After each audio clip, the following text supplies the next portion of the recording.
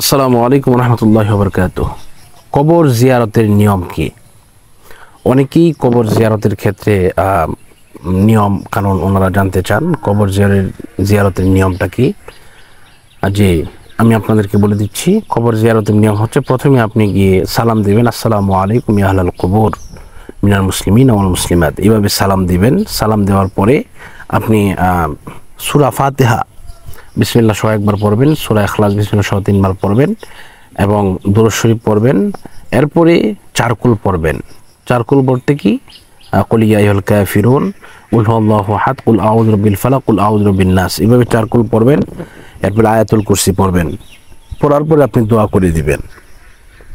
তো তাদেরকে দোয়া করলে আপনি কতটুকু ফজিলতপূর্ণ বা কতটুকু সওয়াব আপনি অর্জন করতে পারবেন বা তার রুহের আত্মার মাগফিরাতের মধ্যে পাঠাতে পারবেন, এর দ্বারা কোনো হাদিস দ্বারা প্রমাণিত আছে কিনা? অনেকেই দেখা যায় কবর জিয়ারতের বিরোধিতা করে। তো এটি আসলে মূলত এগুলা ঠিক না, বিরোধিতা করা ঠিক না।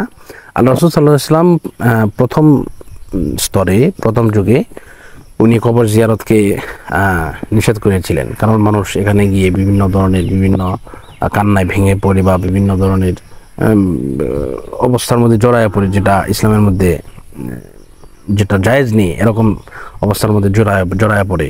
তো আল্লাহ রাসূল সাল্লাল্লাহু আলাইহি ওয়াসাল্লাম উনি প্রথম দিকে করছেন। তখন পরবর্তীতে যখন দেখলেন যে এই কবর জিয়ারত করলে মানুষের মন নরম হয়, আল্লাহর দিকে মানুষের মন ছুটে যায়, এরপরে আল্লাহ রাসূল সাল্লাল্লাহু আলাইহি ওয়াসাল্লাম নিজে বললেন যে যাও তোমরা কবর জিয়ারত করো, এবং কবর জিয়ারত করার এটা উত্তম কাজ, এটা ভালো কাজ, এটা করলে ভালো হবে।